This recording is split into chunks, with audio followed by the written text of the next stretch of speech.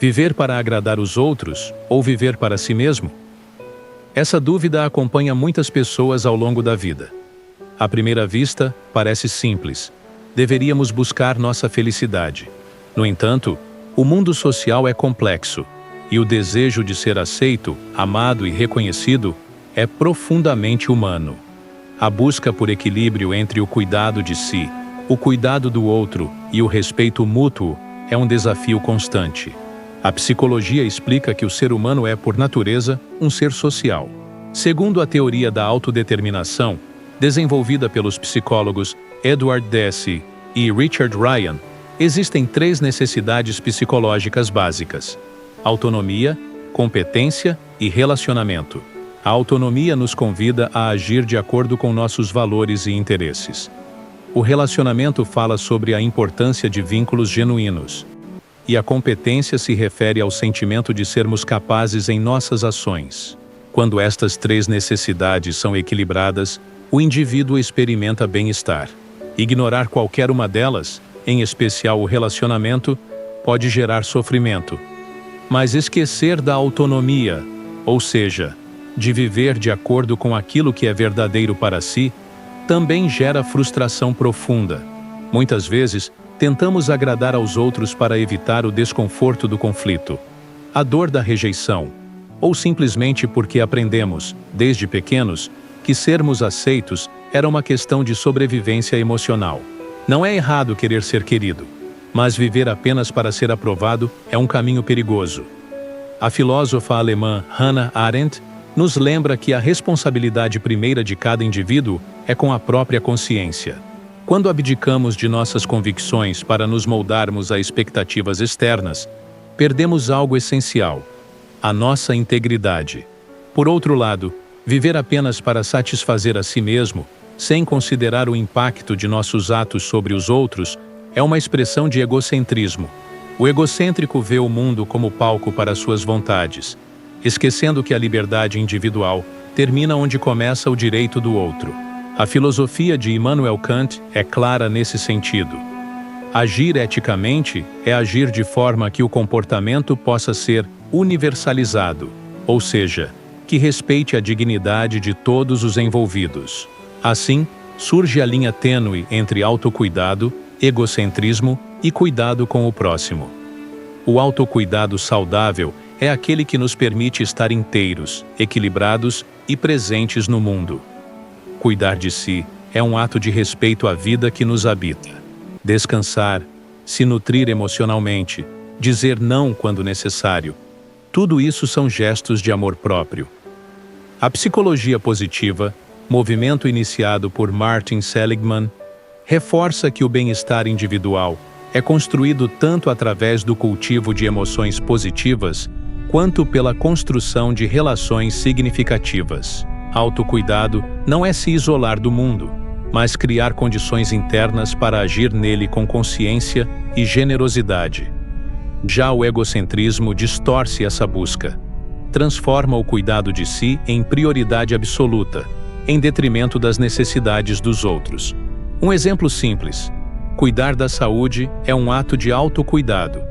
Exigir atenção constante e desproporcional dos outros para manter a própria autoestima, sem reciprocidade, é egocentrismo. O cuidado com o outro, por sua vez, deve nascer da empatia, não da culpa ou da obrigação cega. Segundo a psicóloga Kristin Neff, pioneira nos estudos sobre autocompaixão, as pessoas que cultivam uma relação saudável consigo mesmas tendem a ser mais compassivas também com os outros. Isso acontece porque quem entende as próprias dores pode acolher melhor as dores alheias. Cuidar do próximo, portanto, não significa sacrificar-se continuamente, mas oferecer o que é possível sem perder a si mesmo no processo. É importante lembrar: a capacidade de ajudar o outro é ampliada quando cuidamos de nossa própria saúde emocional. Um coração exausto, ressentido, não é fonte de cuidado verdadeiro. Assim como em um avião, em caso de despressurização, instruem-nos a colocar primeiro a máscara de oxigênio em nós mesmos, para depois ajudar quem está ao lado. Da mesma forma, na vida emocional, é preciso fortalecer a si para ser verdadeiramente útil aos outros. Existem momentos em que será necessário desagradar. Não há como viver de maneira autêntica sem, em alguns momentos, contrariar expectativas alheias. A psicóloga Brené Brown, referência nos estudos sobre vulnerabilidade e coragem, afirma que escolher a autenticidade significa aceitar o desconforto da exposição ao invés da segurança da aceitação condicionada.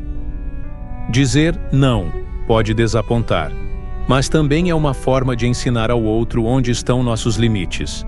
No entanto, é preciso discernir. Nem toda decisão que desagrada aos outros é necessariamente correta, e nem toda escolha de agradar é sinal de fraqueza. O critério é interno. A ação é coerente com valores éticos? Preserva a dignidade própria e alheia? Está enraizada na verdade do que se é e no respeito ao que o outro também é? Em sua Ética a Nicômaco, Aristóteles propõe que a virtude está no meio termo, entre o excesso e a falta.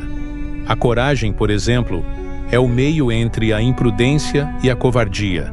Assim também o equilíbrio entre autocuidado e cuidado com o outro exige sabedoria prática, o discernimento de cada situação, a consciência de seus próprios sentimentos e a consideração pelas consequências das próprias ações. Nesse caminho, a autoobservação é uma ferramenta essencial. Perguntar-se com sinceridade: estou agindo por medo de rejeição? Estou sendo verdadeiro comigo?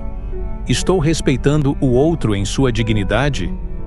Esse tipo de questionamento afina nossa bússola interna.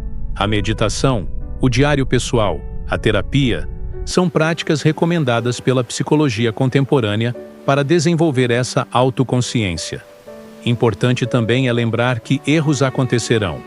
Por vezes, seremos egoístas. Outras vezes, cederemos demais. Faz parte do processo humano. A maturidade não é a ausência de falhas, mas a capacidade de aprender com elas. A autora Clarissa Pinkola Estés, psicóloga junguiana, ensina que não há como ser autêntico sem erros. A autenticidade é um movimento, não uma perfeição.